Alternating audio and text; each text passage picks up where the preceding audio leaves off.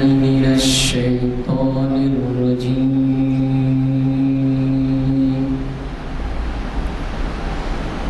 بسم الله الرحمن الرحيم.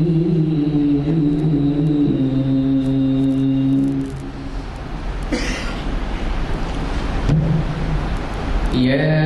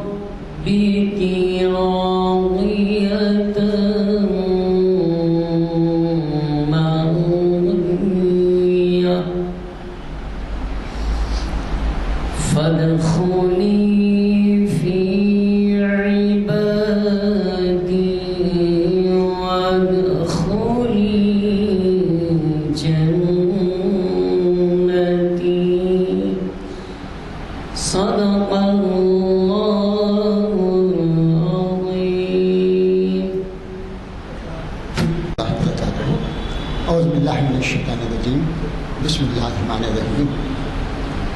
وَإِذَا سَأَلَكَ عِبَادِي عَنِّي فَإِنِّي قَرِيبٌ أُجِيبُ دَعْوَةَ الدَّاعِ إِذَا دَعَانِ فَلْيَسْتَجِيبُوا لِي لَا يُؤْمِنُونَ وَبِالْيَوْمِ لَعَلَّهُمْ يَرْشُدُونَ. صدق اللہ العظیم. برادران اکرام، ابھی جو میں نے آیت تلاوت کی ہے یہ سورہ بقرہ کی 186ویں آیت ہے. اس آیت کے اندر اللہ تعالیٰ رسول اللہ صلی اللہ علیہ وسلم سے فرماتے ہیں کہ اے محمد صلی اللہ علیہ وسلم، میرے بندے جب تم سے سوال کرتے ہیں، پوچھتے ہیں میرے بارے میں، تو ان سے کہہ دو کہ میں ان کے بالکل قریب ہوں. میں ان کے بالکل قریب ہوں اور ان کی پکار کو، ان کی دعا کو، ان کی آواز کو میں سنتا ہوں اور میں اس کا جواب دیتا ہوں.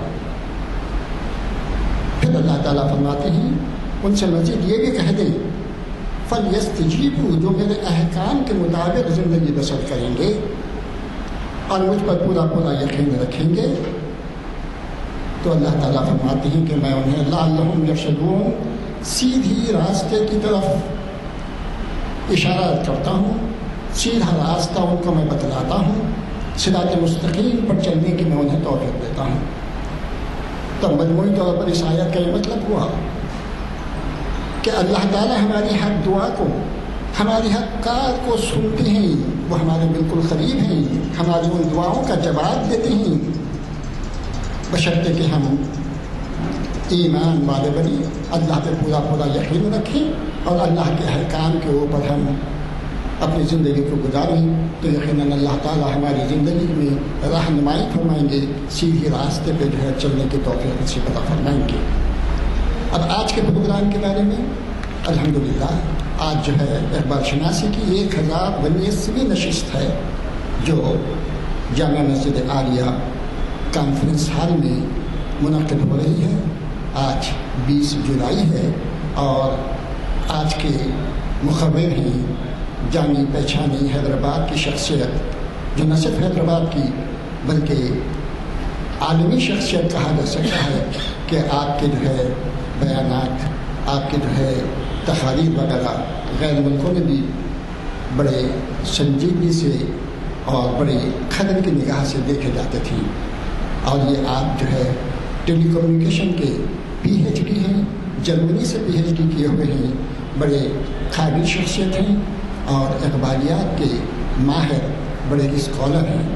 اور آج وہ ہم سے مخاطب کریں گے اقبال کے شعر کے مطابق کہ ابراہیمی نظر پیدا مگر مشکل سے ہوتی ہے. میں گزارش کروں گا کہ ڈاکٹر صاحب تشریف لائیں اور ہمیں مخاطب کریں.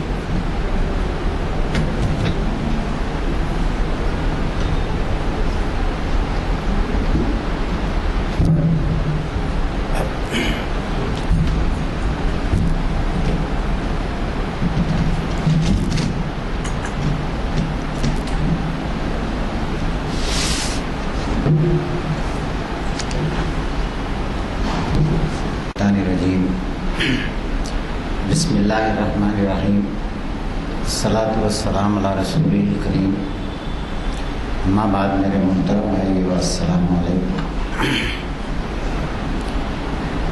آج میں آپ کے سامنے اقبال علیہ الرحمٰن کی ایک نظم ہے خضر راہ، اس نظم کا صرف ایک مصرع میں نے عنوان کی حیثیت سے چنا ہے، کیونکہ یہ مہینہ جو ہے ذی الحجہ کا مہینہ ہے اور ہر طرف حضرت ابراہیم علیہ السلام کی یاد منائی جا رہی ہے۔ ہم لوگ ابھی اپنی قربانیوں سے فارغ ہوئے ہیں اور حضرت ابراہیم کی وہ دعا بھی ہم لوگ پوری جو ہے وہ ان 10 دنوں کے اندر پڑھتے رہے ہیں۔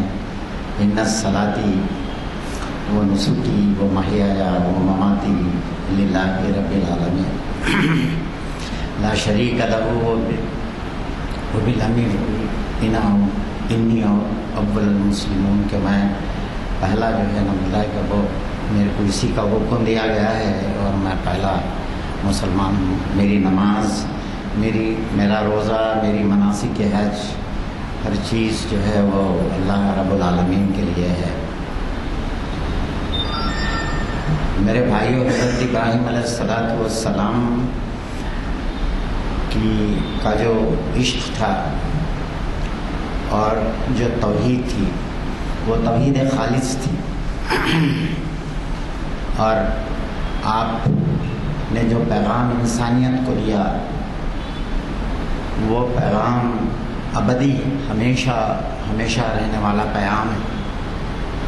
اور تھوڑا سا یہ فین آہستہ کھول لیجیے۔ اور یہ نظم، میرا مقصد اس وقت اقبال کی یہ نظم خضر راہ کے اوپر بات کرنا نہیں ہے۔ دراصل میں تو ابراہیم علیہ السلام کے اوپر بات کرنا چاہتا ہوں۔ ویسے یہ نظم خضر راہ، جیسا کہ آپ سب کو معلوم ہے، ہم لوگ سب یہ وہ پورا ہمارا یہ دستور ہے، ہر وقت ہم لوگ جمعہ کے دن سورہ کہف پڑھتے ہیں، اور سورہ کہف میں اللہ رب العالمین نے ہم لوگ پڑھتے ہیں اور رکھ دیتے ہیں کہ اللہ رب العالمین نے ہم کو کیا تعلیم دی ہے سورہ کہف کے اندر، وہ کون سے موضوعات ہیں جو سورہ کہف کے اندر ہیں۔ اور اس نظم میں اقبال نے صرف اس میں کے جتنے بھی موضوعات سورہ کہف کے اندر ہیں، اقبال نے صرف ایک موضوع کو چھیڑا ہے، باقی موضوعات کے اوپر نہیں بات کی۔ سورہ کہف کے جو موضوعات ہیں اس میں سے صرف ایک خضر راہ، حضرت خضر کے تعلق سے جو اللہ رب العالمین نے بتایا ہے، صرف اس کے اوپر اقبال نے جو ہے نا بات کی ہے۔ آپ کو یہ بات دیکھیے کہ کس طریقے سے یہ نظم اور سورہ کہف کے جو مطالب ہیں وہ کس طریقے سے میچ ہوتے ہیں۔ ایک چیز تو وہ یہ ہے کہ حضرت موسیٰ اللہ سے چند سوالات کرتے ہیں، اس کے جواب میں اللہ تعالیٰ فرماتے ہیں کہ میں تمہاری ملاقات ایک ایسے میرے بندے سے کراتا ہوں جو تم کو ان سوالات کے جوابات دے دے گا، اور تم اس کی تقدو کرو فلاں جگہ وہ تم کو جو ہے مل جائے گا. اور حضرت موسیٰ ان کی کھوج میں نکل پڑتے ہیں. واقعہ قرآن مجید کے اندر درج ہے. کشتی کے اندر جا رہے ہیں اور اپنے جو ہے وہ خیر وہ مچھلی کا واقعہ ہے کہ ان کے توشے میں جو مچھلی تھی وہ پانی میں جو نہ چلی جاتی ہے. اور وہ یہ وہی جگہ ہے جہاں پہ حضرت خضر ان کو ملنا تھا اور ان کا جو خادم تھا اسی وقت اس سے چوک ہو گئی. خیر وہ جو ہے پھر پلٹا کے آئے اور وہاں پہ جا کے حضرت خضر سے ملاقات کی. اور اس نظم کے اندر اقبال نے اسی کا چربا جو ہے وہ پوری طریقے سے اتارا ہے. آپ دیکھیے کہ بڑی حیرت ہوتی ہے مجھے کیونکہ اقبال کا تعلق قرآن سے کاٹ کے اگر دیکھیں تو اقبال کچھ نہیں رہتے ہیں. اور ہم جو ہے وہ ہر جگہ میں تو پتہ نہیں کیا بات ہے کہ جب میں قرآن پڑھتا ہوں تو مجھے اقبال نظر آتے ہیں, جب اقبال کو پڑھتا ہوں تو قرآن نظر آتی ہے. تو یہ ایسا تعلق ہے اقبال کا اور قرآن کا کہ جز لا ينفک, ایسا جز جو کبھی ان سے جدا نہیں ہو سکتا. تو وہ بھی جو ہے نا حضرت موسیٰ کی طرح خضر سے جو سوالات کرتے ہیں, یہ بھی حضرت خضر سے سوالات کرتے ہیں اپنی نظم میں. اقبال کیا سوالات کرتے ہیں؟ جنگ عظیم اول ختم ہو چکی تھی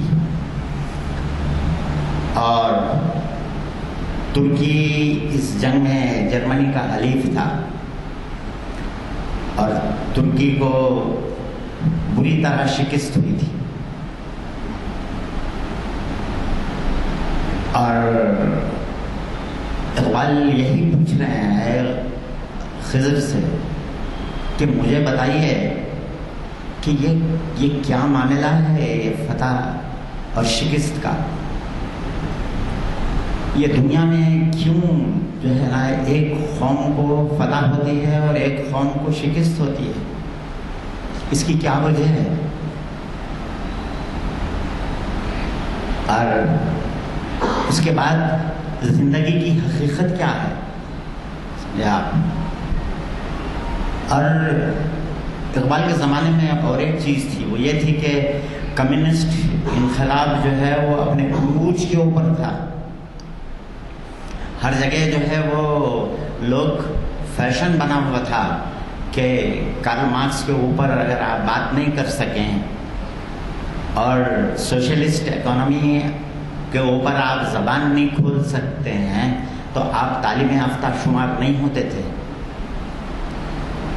اور ہمارے جو ہے علی گڑھ کالج کے جتنے بھی فارغ التحصیل لوگ تھے وہ سارے کے سارے سر دھنتے تھے ان کی جو ہے نا غلام, چاہے وہ نیاز فتح پوری ہونے دیں, چاہے وہ غلام احمد پرویز ہونے دیں, چاہے وہ جو ہے نا ڈاکٹر عبد الودود ہونے دیں. خیر اس وقت میرا موضوع یہ تمام افراد نہیں ہے, میں نے صرف ایسی نام گنا دیے آپ کو, مگر جو ہے نا یہ تھا. تو اقبال کو اس تعلق سے بھی کہ پوچھ رہے ہیں اقبال اس نظم کے اندر خضر سے کہ یہ سرمایہ اور محنت یہ اس کا آپس میں کیا تعلق ہے؟ کیا سرمایہ دارانہ نظام اللہ چاہتا ہے؟ اللہ رب العالمین جو دنیا میں کوئی نظام اگر اللہ چاہتا ہے تو وہ سرمایہ دارانہ نظام ہے کہ وہ اشتراکی نظام ہے؟ کون سا نظام اللہ کا پسندیدہ نظام ہے؟ یہ جو ہے وہ سوالات وہ خضر سے کرتے ہیں. خضر ان سوالات کے جوابات دینے کے بعد زندگی کی حقیقت سمجھائی ان کو، اس کے بعد سرمایہ و محنت کیا چیز ہے سمجھایا، اس کے بعد طلوع اسلام کے اوپر خضر نے اقبال کو لیکچر دیا، اور اسی لیکچر کے اندر جو بات اقبال نے کہی اسی کا ٹکڑا میں نے آپ کے سامنے پیش کیا۔ میرے بھائیوں، سورہ کہف کے اندر حضرت موسیٰ علیہ السلام نے جو سوالات حضرت خضر سے کیے تھے وہ میں آپ لوگ تھوڑا غور سے سنیے کہ میں کیا کہنا چاہ رہا ہوں۔ وہ جو ہے ہمارے اللہ رب العالمین نے عدلیہ کا ایک نظام قائم کیا، عدل کا ایک نظام قائم کیا اپنے پیغمبر محمد صلی اللہ علیہ وسلم کے ذریعے سے، اور دنیا کی جتنی متمدن قومیں تھیں دنیا میں آج تک، ان سب قوموں کے مقابلے میں مسلمان وہ پہلی قوم ہے جنہوں نے انٹرنیشنل لا کے اوپر، جنہوں نے بین الاقوامی قانون کے اوپر ایسی کتابیں لکھی ہیں۔ حضرت امام شیبانی جو امام محمد کے نام سے جانے جاتے ہیں، جو ہمارے لائق امام اعظم ابو حنیفہ کے شاگرد رشید تھے، انہوں نے جو انٹرنیشنل لا کے اوپر جو کتاب لکھی الفقہ الکبیر، وہ کئی جلدوں کے اوپر ہیں، اور پروفیسر محمد حمید اللہ صاحب نے اس کو فرینچ زبان میں ترجمہ کیا ہے۔ اور جرمنی میں ایک مقام ہے جس کا نام ہے مونسٹر، اور وہاں پہ ایک بین الاقوامی قانون کا ایک بہت بڑا ادارہ ہے، اور اس ادارے کا نام جرمن قوم نے الشیبانی انسٹیٹیوٹ آف انٹرنیشنل لا رکھا ہے۔ یہ ہمارے نوجوانوں کو معلوم نہیں ہے، ہمارے نوجوان کو معلوم بھی نہیں ہے کہ انٹرنیشنل لا کے اندر مسلمانوں کا کیا کنٹریبیوشن ہے، اور کتنی باریکی سے مسلمانوں نے بین الاقوامی قانون کی ایک معمولی شق کو جو ہے وہ بیان کیا ہے۔ میرے بھائیوں، اسی سورہ کہف کے اندر اللہ رب العالمین نے حضرت موسیٰ کو سمجھایا کہ اے موسیٰ، میں نے تم کو سلطنت دی اور تم کو عدل کرنے کا حکم دیا۔ محمد صلی اللہ علیہ وسلم کو بھی اللہ تعالیٰ نے جو ہے نا مطلب کہ کہا کہ تم دنیا کے اندر عدل قائم کرو، اور مسلمان جو ہے وہ ہمیشہ قسط یعنی بالکل جو بیلنس کا جو تصور ہے، ولا تخسر المیزان، کہ انصاف کے اندر ختم جو ہے وہ کسی قسم کا کوئی ملاوٹ مت کرو۔ یہ جو ہے نا پیغام اللہ رب العالمین نے مسلمانوں کو دیا، محمد صلی اللہ علیہ وسلم کو دیا، مگر اس قانون کو برتنے کے لیے جو ٹولز چاہیے تھے، وہ ٹول جو ہے وہ ایک تو ہمارے پاس جو ہے وہ قانون شہادت ہے، یہ ہے قانون شہادت جو ہے نا دا لا آف وٹنس۔ آپ یہ قانون اتنا جو ہے وہ پروفیسر حمید اللہ سے ایک فرینچ لڑکی نے سوال کیا کہ محترم، آپ اسلام کی مساوات کا بڑا درس دیتے ہیں، مگر یہ بتائیے کہ اسلام کے اندر ایک مرد کی گواہی 2 عورتوں کی گواہی کے برابر کیوں ہے؟ What is the reason? تو میرا صرف اس وقت اس موضوع نہیں ہے وہ، مگر میں آپ کو بتا رہا ہوں کہ ہماری جو ہے وہ قانون شہادت ہمارا جو ہے وہ یہ ہے کہ ہم کو اللہ نے جو ٹول دیا ہے انصاف کرنے کے لیے وہ شہادت کے اوپر ہے۔ آج بھی اب میں نام لینا نہیں چاہتا کہ ہزاروں لوگ چھوٹ جاتے ہیں کیونکہ ان کے خلاف کوئی گواہی جو ہے موجود نہیں ہوتی اور کوئی وٹنس دینے کے لیے تیار نہیں ہوتا ہے، اور خوف کے مارے یا کسی اور چیز کی وجہ سے وٹنس نہیں ہو پاتی اور ملزم چھوٹ جاتا ہے۔ یہ جو ہے وہ مگر کیا کریں گے؟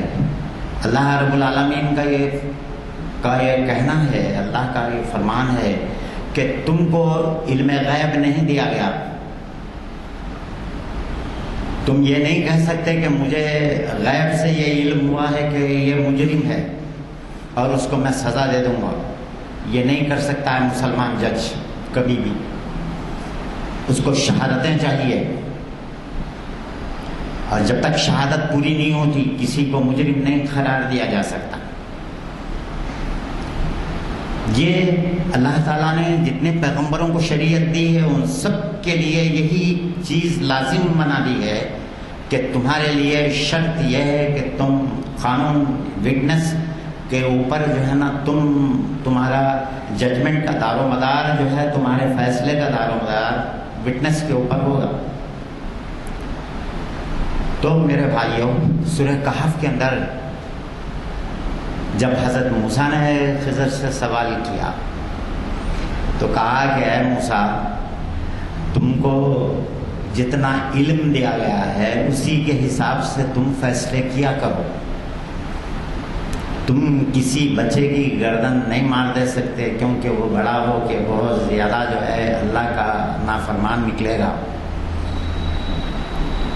تم 3 واقعات حضرت موسیٰ کے ساتھ حضرت خضر کے پیش آئے، اور حضرت خضر نے ایک شرط لگائی تھی کہ اگر تم میرے سے سوالات کرو گے تو میں تمہارا ساتھ نہیں دوں گا اور تمہارا میرا ساتھ ختم ہو جائے گا۔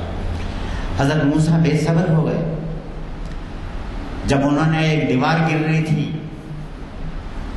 تو حضرت خضر وہ دیوار اٹھانے کے لیے گئے، بھوک بے انتہا لگی ہوئی ہے، تو حضرت موسیٰ علیہ السلام نے خضر سے پوچھا کہ تم کیوں نہیں اجرت طلب کر لیتے اور ہم کچھ کھا لیتے؟ حضرت خضر نے کہا پھر تم نے مجھے ٹوکا، اور کشتی کے اندر جا رہے ہیں جو ہے بتایا کہ وہ سوراخ ڈال دیا، اور حضرت موسیٰ پوچھتے ہیں کہ ارے تم یہ کیا بیکار کام کیا، کیا کام کیا تم نے، یہ سوراخ ڈال دیا تم نے کشتی کے اندر؟ تو حضرت خضر کہتے ہیں کہ تم کو نہیں معلوم کہ میں نے کیوں ڈالا ہے وہ سوراخ؟ آپ دیکھیے کہ اس کے بعد جو ہے یہ واقعات کے بعد حضرت خضر کہتے ہیں کہ نہیں،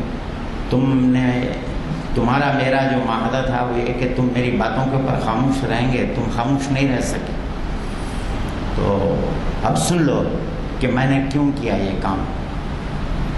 میں تم کو بتاتا ہوں مگر وہ علم تمہارے پاس نہیں ہے، یاد رکھنا، تم اس علم کی بنا پہ فیصلے نہیں کر سکتے، تم کسی بچے کی گردن نہیں مار سکتے، تم اجرت لیے بغیر کام نہیں کر سکتے، تم کشتی کے اندر سوراخ نہیں ڈال سکتے، کیونکہ وہ علم تمہارے پاس نہیں ہے۔ وہ علم جو اللہ رب العالمین نے دیا ہے، مجھے علم دیا ہے وہ، اور میں تم کو کر کے دکھا رہا ہوں، یہ تمہارا کام نہیں ہے۔ حضرت موسیٰ خاموش ہو جاتا ہے اور ان کی سمجھ میں آ جاتا ہے کہ ان کے شریعت کی حدود کیا ہیں، اور اسی طریقے سے اس جو ہے نا صورت کے کنٹسٹ میں جو ہے اللہ تعالیٰ محمد صلی اللہ علیہ وسلم کو سمجھاتے ہیں کہ محمد تم بھی جان لو کہ تمہاری جو ہے نا مطلب ہے کہ وہ تمہارے فیصلہ کرنے، تمہاری انصاف کو برتنے اور تمہاری جو ہے وہ فیصلہ کن طاقت تمہاری کیا ہے، تمہاری فیصلہ کن طاقت شہادت ہے۔ آنکھوں سے دیکھنے کے بعد جب تک کہ تم جو ہے نا نہیں دیکھ لو گے، یا چند وہ لوگ جنہوں نے اپنی آنکھوں سے دیکھا ہے یا کوئی ریٹن ثبوت موجود ہے، لکھا ہوا ثبوت موجود ہے، جبھی تم کسی کے خلاف یا کسی کے فیور میں کسی کیس میں تم فیصلہ کر سکتے ہو۔ یہ جو ہے سورہ کہف کے اندر ہے، مگر ہم جو ہے وہ اس کو کہاں سمجھتے ہیں؟ اب میں اقبال کا ایک شعر پڑھتا ہوں، دیکھیے اب آپ کو اقبال کا یہ شعر سمجھ میں آتا ہے کہ نہیں آتا ہے۔ اقبال کہتے ہیں کہ کشتی مسکین وہ جانے پاک و دیوار یتیم، سنیے اقبال کا شعر، کشتی مسکین وہ جانے پاک و دیوار یتیم، کہ جو ہے نا بتا کہ چشم موسیٰ بھی ہے تیرے سامنے حیرت فروش، کہ موسیٰ کی آنکھ بھی اے خضر تیرے سامنے حیرت فروش ہے، تیرے سامنے حیرت سے کھلی کی کھلی ہے۔ موسیٰ کو بھی نہیں پتا تھا ان ساری چیزوں کا، یہ ان جو ہے باریکیوں کا، اس قانون کو برتنے کے لیے کتنی باریکیاں چاہیے اس کا موسیٰ کو بھی اندازہ نہیں تھا۔ آپ اندازہ لگائیے، کوئی شخص بغیر سورہ کہف کو پڑھے، بغیر سورہ کہف کے ان مطالب کے اندر غرق ہوئے، افلا یتدبرون القرآن، قرآن کہتا ہے کہ تم قرآن کے اندر تدبر کیوں نہیں کرتے؟ کیا وجہ ہے آخر تم قرآن کے اوپر غور و فکر نہیں کرتے؟ کیوں نہیں سمجھتے تم قرآن کو؟ اور کیا اقبال بغیر قرآن کے اوپر غور و فکر کرے، بغیر تدبر کرے کہ یہاں تک پہنچ سکتے تھے اقبال؟ میرے بھائیوں، میں یہی چیز میرے مرنے سے پہلے میں سمجھانا چاہتا ہوں لوگوں کو، جو بھی میرے جہاں تک بھی میری رسائی ہے، کہ آپ جو ہے وہ قرآن اور اقبال دونوں کا مطالعہ آپ دن رات کریں، جتنا ہو سکتا ہے اس مطالعے کے اندر غرق ہو جائیں۔ اللہ رب العالمین نے میری بینائی چھین لی، اب میں پڑھنے کے لائق نہیں رہا، مگر میں آپ لوگوں سے جو ہے گزارش کرتا ہوں کہ آپ لوگ جو ہے اللہ نے جو یہ بیش بہا نعمت اپنی آنکھوں کی جو آپ کو دی ہے، اس سے استفادہ کریں، اس کا فائدہ اٹھائیں، اور اس سے جو ہے وہ اللہ کے کلام کو پڑھیں اور اس کے بعد اقبال کے کلام کو پڑھیں۔ تو میرے بھائیوں، اللہ رب العالمین نے قرآن کے اندر کہا کہ لہم اعین لا یبصرون بہا، کہ میں تم کو آنکھیں دی ہیں مگر نہیں دیکھتے جیسا کہ دیکھنے کا حق ہے۔ لہم آذان لا یسمعون بہا، میں نے تم کو کان دیے ہیں مگر نہیں سنتے جیسا کہ سننے کا حق ہے۔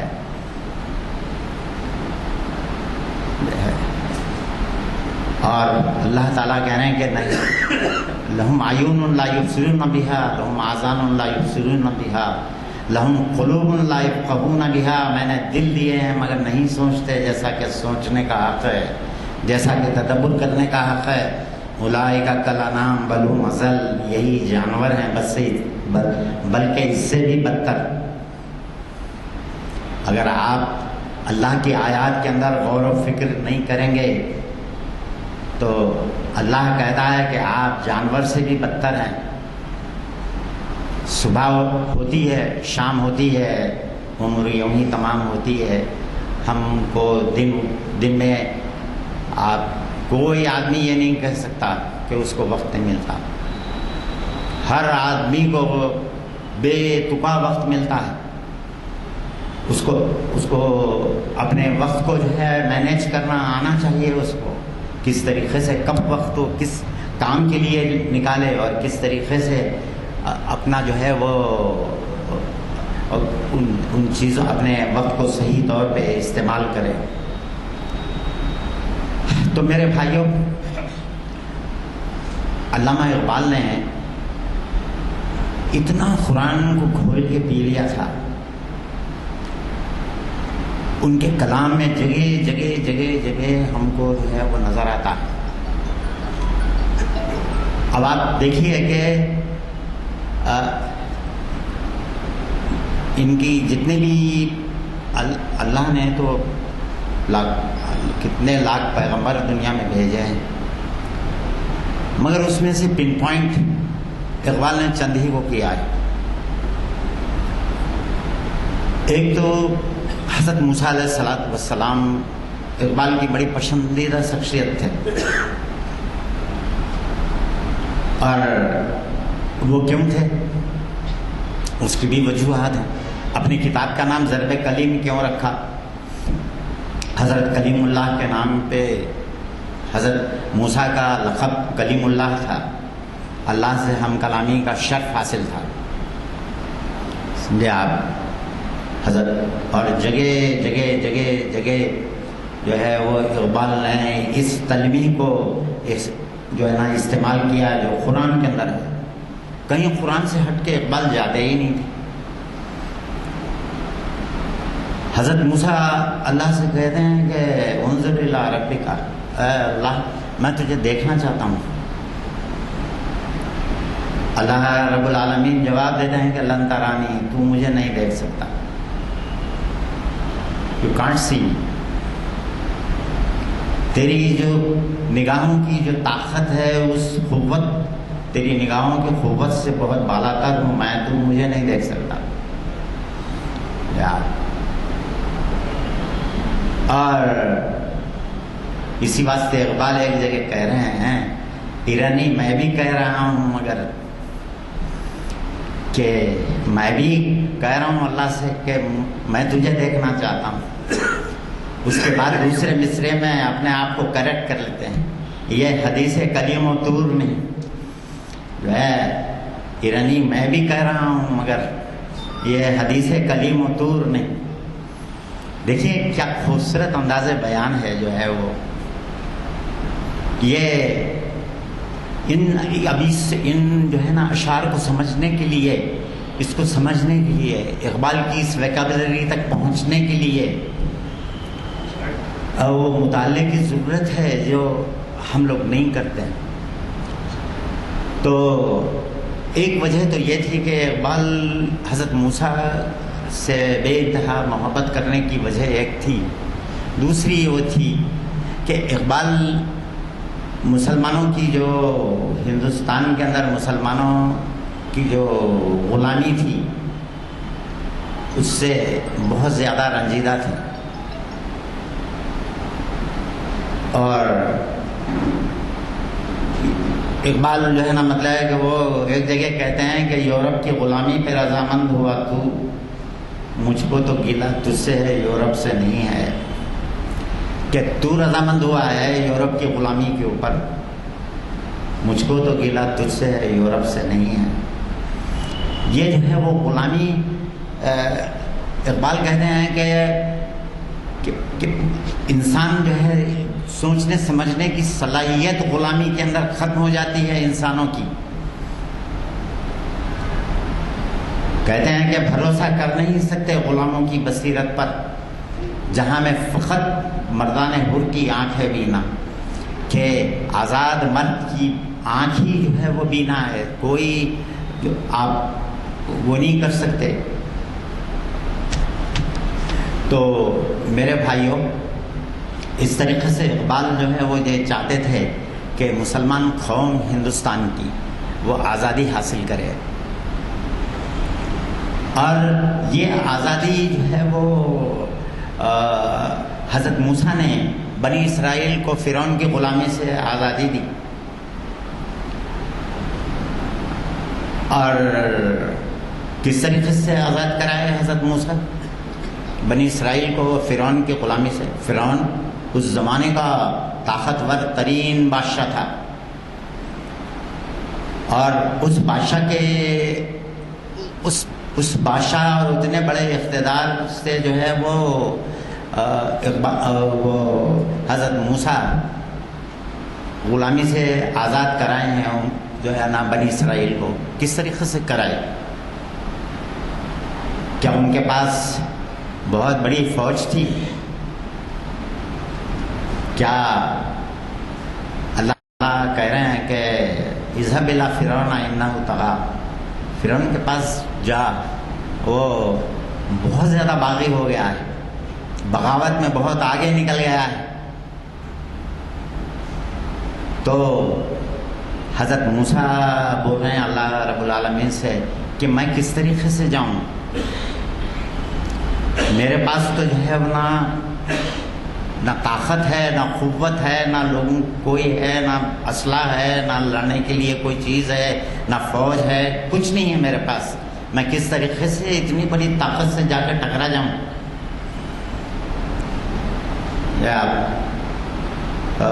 اللہ رب العالمین نے حضرت موسیٰ سے پوچھتے ہیں ما تلک بھی یمینی کا یا موسیٰ، اے موسیٰ یہ بتا کہ تیرے سیدھے ہاتھ میں کیا ہے؟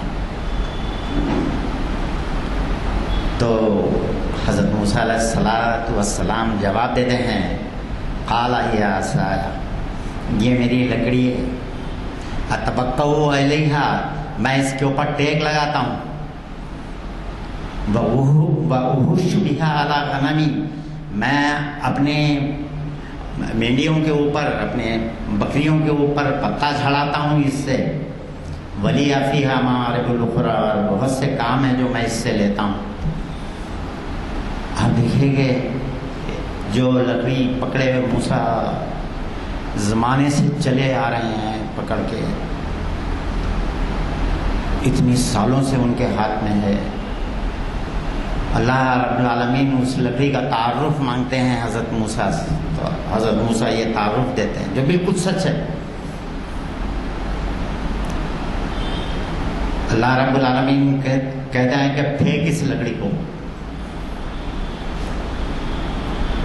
اور جب حضرت موسیٰ اس لکڑی کو پھینکتے ہیں تو ایک اژدہا بن جاتی ہے. حضرت موسیٰ کو ڈر جاتا ہے،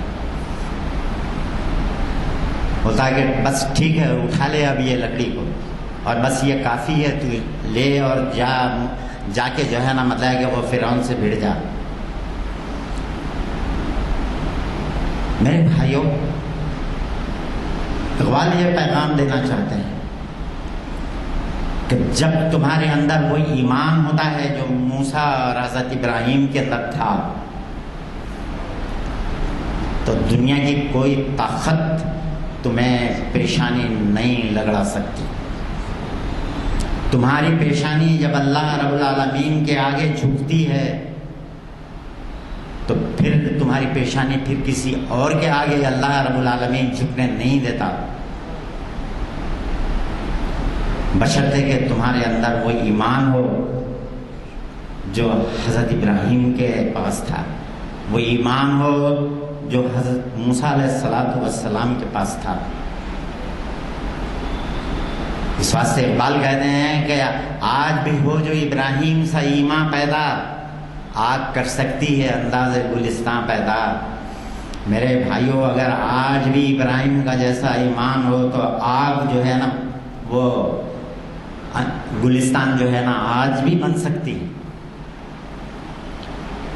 نرسنگا سے جو ہے نا اسے ڈرنے کی کوئی کوئی ضرورت نہیں ہے ہم کو.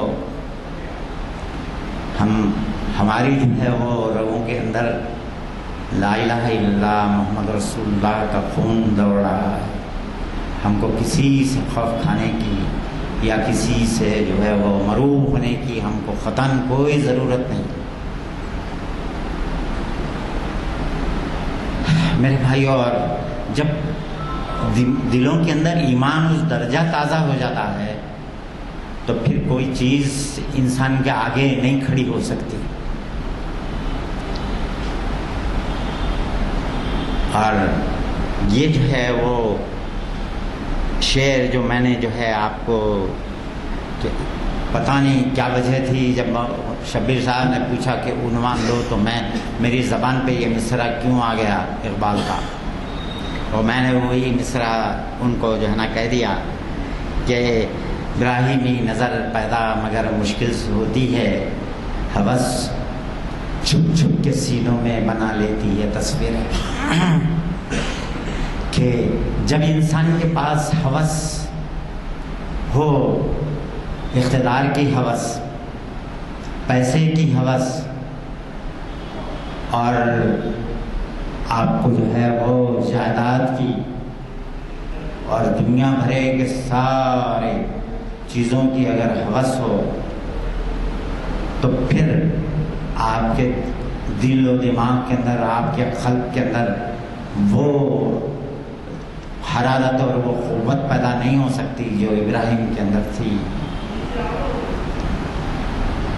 آپ دیکھیے کہ ایک تنہ انسان پوری قوم کا مقابلہ کرتا ہے۔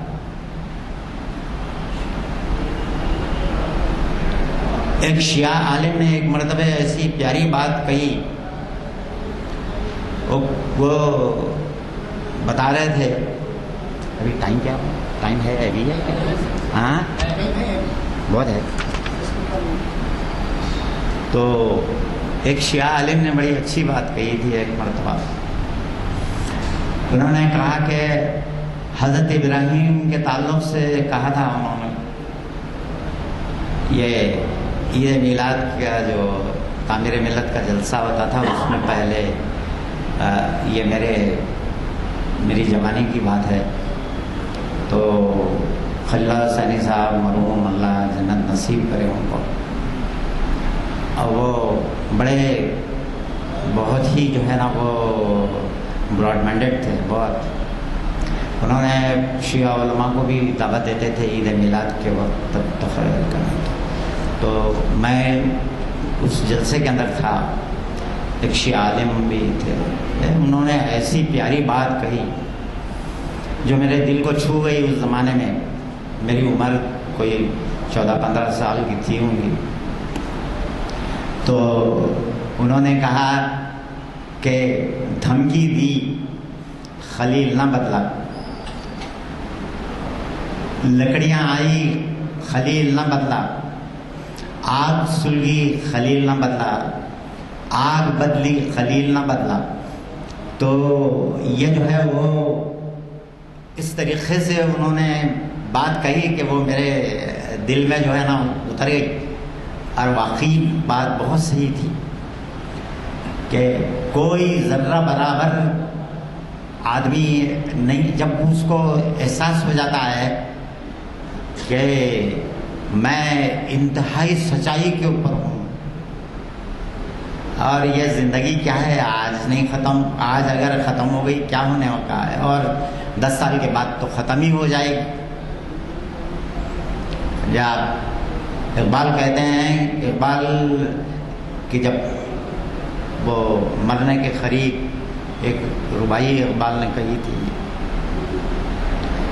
کہتے ہیں کہ نشان مرگ مومن بادو گیم چومر گانے تمسل بر لبے بوست، کہ مومن کو جب موت آتی ہے تو اس کے ہونٹوں کے اوپر تبسم ہوتا ہے، جب اس کی موت کا وقت قریب آتا ہے تو اس کے ہونٹوں کے اوپر جو ہے نا مطلب ہے کہ تبسم ہوتا ہے، اس کو موت کا خوف نہیں ہوتا۔ قرآن مجید میں محمد صلی اللہ علیہ وسلم کے توسط سے اللہ رب العالمین یہودیوں سے کہہ رہے ہیں، یا ایھا الذین ھادوا ان زعمتم انکم اولیاء للہ من دون الناس فتمنوا الموت، کہ اے یہودیو، اگر تمہیں اس بات کا زوم ہے کہ تم اللہ کے بڑے مقرب ترین بندے ہو تو موت کی تمنا کرو، ولا یتمنونہ، تم کبھی موت کی تمنا نہیں کریں گے، ابدا بما قدمت ایدیہم، کہ کبھی تم موت کی تمنا نہیں کریں گے۔ کیوں نہیں کرو گے؟ اس لیے کہ تمہیں معلوم ہے کہ تم آگے کیا بھیج چکے ہو۔ جو ہے داغ دہلوی نے ایک بڑا بہترین جو ہے نا شعر ہے داغ دہلوی، کہتے ہیں کہ ہوش و حواس تاب و تواں داغ جا چکے، ہوش و حواس تاب و تواں داغ جا چکے، اب ہم بھی جانے والے ہیں سامان تو گیا. سمجھے آپ؟ سامان تو چلے، جب آدمی جب سے جو ہے نا وہ سامان بھیجتا رہتا ہے جو ہے نا وہ، اور ایک دن خود بھی چلے جاتا ہے. تو ہوش و حواس تاب و تواں داغ جا چکے، اب ہم بھی جانے والے ہیں سامان تو گیا. اب یہ جو ہے نا وہ مرنے کے بعد اگر آدمی اپنے سامان کو تلاش کرنے کی کوشش کرے گا وہاں جا کے تو کوئی سامان اس کو نہیں ملے گا، کیونکہ وہ سامان تو یہیں سے بھیجنا ہے اس کو. اور یہ چیز ہے جو ایک انسان جو ہے نا وہ قرآن بہت بہترین طریقے سے چیزوں کو سمجھاتا ہے میرے بھائیوں، کہ تم نہیں تمنا کر سکتے موت کی. اور اقبال یہ جو ہے وہ کہہ رہے ہیں کہ تم جو ہے وہ میں بچپن میں جب سید قطب شہید رحمۃ اللہ علیہ کو پھانسی دی گئی تو ان کو جب پھانسی پہ لٹکایا جا رہا تھا تو اس وقت کی تصویر پتہ نہیں، وہ بھی وہی زمانے کی ہے جب کہ میں ابھی کم عمر تھا. آج تک میری آنکھوں میں وہ تصویر گھومتی ہے میرے آنکھوں میں. وہ یہ ہے کہ ایک شخص جس کے گلے میں پھانسی کا پھندا ڈالا جا رہا ہے اور وہ شخص ہے کہ مسکرا رہا ہے، مسکرائے چلے جا رہا ہے. یہ جو ہے نا اس طریقے سے مومن جو ہے نا وہ موت کو فیس کرتا ہے، موت سے قطعاً ڈرتا نہیں ہے مومن. اس واسطے اقبال کہتے ہیں کہ ہے تمہیں موت کا ڈر، اس کو خدا کا ڈر تھا. باپ کا علم نہ بیٹے کو اگر ازبر ہو، پھر پسر میرا سے پدر کیوں کرو. کیا آپ جو ہے وہ یہ کہہ رہے ہیں کہ آپ اقبال بول رہے ہیں کہ تمہارے کو جو ہے وہ آپ بیٹا باپ کا وارث ہونا چاہیے صحیح معنوں میں. تم کس طریقے سے تم کیا جو ہے دنیا میں تم لوگ ترقی کرو گے میرے بھائیوں. اور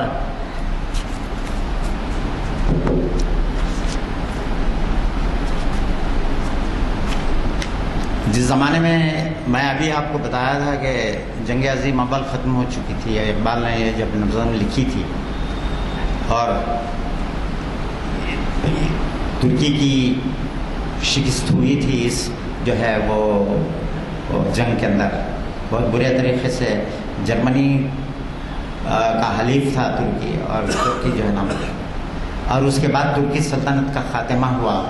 لارنس آف عرابیہ کی سازشوں سے عربوں کو اور ترکوں کو لڑا کے ساری عثمانی سلطنت کا خاتمہ کر دیا. اور مسلمانوں کی جو ایک زمانے میں بڑے زمانے کے بعد جو اللہ نے مسلمانوں کو ایک مرتبہ پھر سے خلافت دی تھی، وہ خلافت ختم ہو گئی. اس واسطے جو ہے وہ اقبال کہتے ہیں چاک کر دی ترک نادانے خلافت کی خبا، ساتھ دی مسلم کی دیکھ اوروں کی عیاری بھی دیکھ. کہ جو ہے نا کس طریقے سے سازشیں کر کے ترکوں اور عربوں کو لڑایا اور اس طریقے سے ترکی خلافت کا خاتمہ کر دیا. اور ہم لوگ یہاں پہ اس زمانے میں ہندوستان کے مسلمان بڑا احتجاج کر رہے تھے، بہت زیادہ احتجاج کیا. مولانا محمد علی جوہر اور شوکت علی جوہر نے اس خلافت مومنٹ کو اٹھایا اور گاندھی جی بھی ساتھ دیے اتفاق سے جو ہے وہ یہ خلافت مومنٹ کا. جن لوگوں کو جو نا جاننا چاہتے ہیں وہ اس جو کہ پڑھے ہیں اس تعلق سے. تو خیر اس وقت اقبال کہتے ہیں کہ اس کے اندر اگر عثمانیوں پر کوہ غم ٹوٹا تو کیا غم ہے کہ خونے 100,000 انجم سے ہوتی ہے سحر پیدا. کہ آپ جو ہے وہ یہ ہے کہ آپ یہ دنیا کے اندر کبھی بھی، میرے بھائیوں، اقبال اس چیز کو بڑے اچھے طریقے سے سمجھائے ہیں. ستیزہ کار رہا ہے ازل سے تا امروز، چراغ مصطفی سے شرار ابو لہبی، کہ محمد صلی اللہ علیہ وسلم کے چراغ سے ابو لہب کا جو ہے نا یہ ہمیشہ سے جھگڑا رہا ہے، اور یہ قیامت تک رہے گا، یہ کبھی نہیں جو ہے یہ ختم ہو سکتا ہے. ستیزہ کار رہا ہے ازل سے تا امروز، برسر جنگ رہا ہے ہمیشہ سے، اس زمان سے لے کے آج تک، اور آج سے لے کے ہمیشہ مستقبل میں کبھی آپ کو سکون نہیں مل سکتا. مسلمان کا لہو ہمیشہ اور ہمیشہ اس دنیا کو، اس مٹی کو چاہیے، کرۂ ارض کو مسلمان کا لہو چاہیے. آپ بغیر جو ہے نا یہ اس کے آپ رہ نہیں سکتے. اور آپ کا کام یہ ہے کہ اگر آپ عیش و عشرت میں پڑے رہیں گے تو آپ کو کوئی دنیا کے اندر سکون میسر نہیں آ سکتا. اس واسطے اقبال ضرب کلیم کے اندر لکھتے ہیں کہ یہ زور بازو وہ ضربت کاری کا ہے مقام، میدان جنگ میں نہ طلب کرنا وائے جنگ.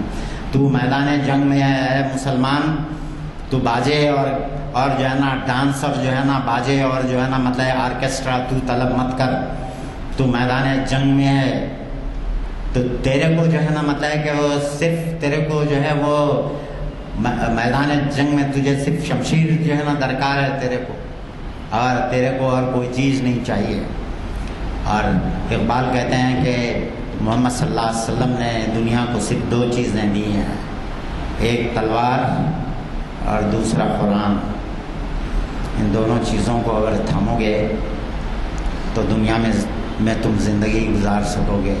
اگر ان تم دونوں چیزوں کو تم بھول جاؤ گے تو پھر تمہارا وجود جو ہے نا وہ ہمیشہ سے خطرے میں رہا ہے اور رہے گا، اور تم جو ہے نا دوسروں کے لیے ایک نرم چارہ بن جاؤ گے. آخر دعوانا الحمدللہ رب العالمین. اللہ سے میری دعا ہے کہ اللہ تو ہم کو عمل کی توفیق عطا فرما، اور ہم کو ایسے لیڈر عطا فرما، ایسے رہنما عطا فرما جو محمد صلی اللہ علیہ وسلم کی تعلیمات کو سمجھتے ہوں اور محمد صلی اللہ علیہ وسلم کے لیے اپنی ہر چیز قربان کرنے کے لیے تیار ہوں. اور ان کے لیے جو ہے وہ یہ ہے، آج ہم جو ہے نا مطلب کہ اللہ نے محمد صلی اللہ علیہ وسلم کا ذکر اللہ نے بلند کیا. کوئی محمد صلی اللہ علیہ وسلم کی کوئی بے عزتی نہیں کر سکتا. جو کرے گا وہ جو ہے بھگتے گا. وَرَفَعْنَا لَكَ ذِكْرَكَ، اللہ نے کہا کہ میں نے محمد صلی اللہ علیہ وسلم آپ کے ذکر کو بہت اونچا اٹھا دیا ہے، اب آپ کے ذکر کو کوئی نیچے نہیں کر سکتا. وآخر دعوانا الحمدللہ رب العالمین.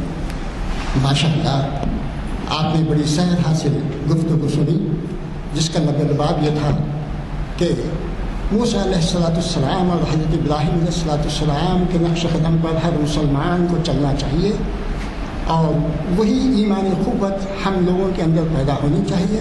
تو دنیا کی کوئی طاقت ہمیں زیر نہیں کر سکتی، نیچا نہیں دکھا سکتی.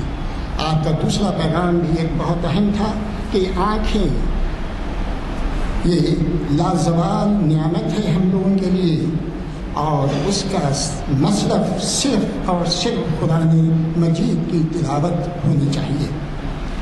اور میں آخر میں مزید دعا سے پہلے آپ سے گزارش کروں گا کہ حامد اللہ صاحب کا کیا جواب تھا اس جرمن لڑکی کے بارے میں کہ ایک عورت کی شہادت نہیں، ایک مرد کی شہادت دو عورتوں کے برابر ہے. ذرا جواب سے بھی یہ کریں، اس کے بعد پھر مزید تفصیل دعا کر لیں. جی ہے نا، تو بعض دفعہ ایسا ہوتا ہے کہ بھائی آپ کے ذرا چونکہ یہ گرمی کا زمانہ ہے تو وقت ذرا زیادہ ہے، ورنہ تو بہت ہی شارٹ ٹائم ہوتا ہے یہاں پہ، تو کوئی چیز کی تفصیل نہیں ہوتی ہے. تو ہم کو بھی عادت پڑ گئی ہے کہ چیزوں کی تفصیلات کے اندر اتنا زیادہ نہ جائیں، بلکہ ایسی ذکر کرتے ہوئے گزر جائیں. بات دراصل یہ ہے کہ اللہ رب العالمین نے بہت ہی ظاہر ہے کہ جب اللہ کا قانون ہے تو وہ جو ہے نا بہت ہی مبنی پر انصاف اور بہت سوچ سمجھ کے کیا گیا ہے. اس میں کسی مسلمان کو شک ہونے کا تو کوئی سوال ہی پیدا نہیں ہوتا۔ پہلی بات تو وہ یہ ہے کہ اللہ رب العالمین نے عورت کو کہا ہے کہ تیرا مقام جو ہے وہ گھر کی چار دیواری ہے، اور تو بازار کے لیے نہیں بنائی گئی ہے۔ اور جب عورت بازار میں آتی ہے تو اس سے سوائے فتنوں کا نزول ہونے کے اور کوئی چیز پیدا نہیں ہوتی ہے۔ اس لیے اور اگر کبھی کوئی کسی اور ضرورت کے تحت اگر آ جائے، یہ ایک اس میں سے ایک حقیقت ہے جو ہے وہ یہ ہے کہ عورت کو گھر گرہستی اور اپنے بچوں کی اور اپنے شوہر کی دیکھ بھال، گھر کا کام وغیرہ، یہ ایک پوائنٹ ہے۔ دوسرا پوائنٹ اس کا یہ ہے کہ عورت کو اللہ رب العالمین نے جو نام دیا ہے قرآن مجید میں وہ نساء لفظ نکلا ہے نسیان سے۔ نسیان کہتے ہیں بھول کو، اور عورت کے اندر اس بات کی جو ہے نا وہ رہتی ہے کہ وہ بہت جلدی بھولتی ہے چیزوں کو۔ اس کا بعض عورتیں ہیں جو آج دنیا کے اندر ہم دیکھتے ہیں کہ جو ہے نا، مگر وہ ایکسیپشنس ہیں، بہت جو ہے نا یہ ہے، مگر نارملی جو ہے وہ یہ ہے کہ عورت جو ہے نا وہ بہت بھول جاتی ہے۔ اسی واسطے قرآن مجید نے ایک جگہ جو ہے نا یہ بھی بتایا ہے کہ دو عورتوں، اس لیے کہ اگر ایک بھول جائے تو دوسری اس کو یاد دلائے کہ جو ہے نا یہ وجہ ہے۔ قرآن خود بتایا ہے کہ کیا وجہ ہے، اور یہ جو ہے وہ دونوں چیزیں کو سامنے رکھ کے دیکھا جائے تو یہ کوئی عورت کو ڈیگریڈ کرنے والی بات نہیں ہے، بلکہ عورت یہ ایک فطری امر ہے، ایک فطری بات ہے جو ہے یہ ہے۔ مرد ہمیشہ سے جو ہے وہ اس کے اوپر ذمہ داری رہی ہے مانیٹری، مطلب اس کے اوپر جو ہے نا وہ خاندان کو پالنے کی ذمہ داری رہی ہے، اور وہ صبح اٹھتے ہی فکر معاش کے اندر باہر نکل جاتا ہے، اور عورت کو جو ہے نا نکلنے، اور اسی لیے جتنا زیادہ مرد باہر رہتا ہے اتنا زیادہ عورت باہر نہیں رہتی ہے۔ اس لیے یہ بھی ایک وجہ ہے کہ دو جو ہے نا مطلب عورتوں کی جو گواہی ایک مرد کی گواہی کے برابر کیوں ہے۔ میں سمجھتا ہوں کہ یہ جو ہے نا مطلب کہ وہ الحمدللہ رب العالمین الرحمن الرحیم مالک یوم الدین ایاک نعبد و ایاک نستعین اہدنا الصراط المستقیم صراط الذین انعمت علیہم غیر المغضوب علیہم ولا الضالین سبحان ربک رب العزت عما یصفون والسلام علی المرسلین والحمدللہ رب العالمین۔ آگے کے ہفتے کے جو ہے پامفلٹس آ چکے ہیں، آپ حضرات سے گزارش ہے کہ وہ لیتے جائیں اور اپنے اپنے مساجد اور دوست احباب میں تقسیم کریں، جس کا عنوان ہے جنت میں جانے کا راستہ۔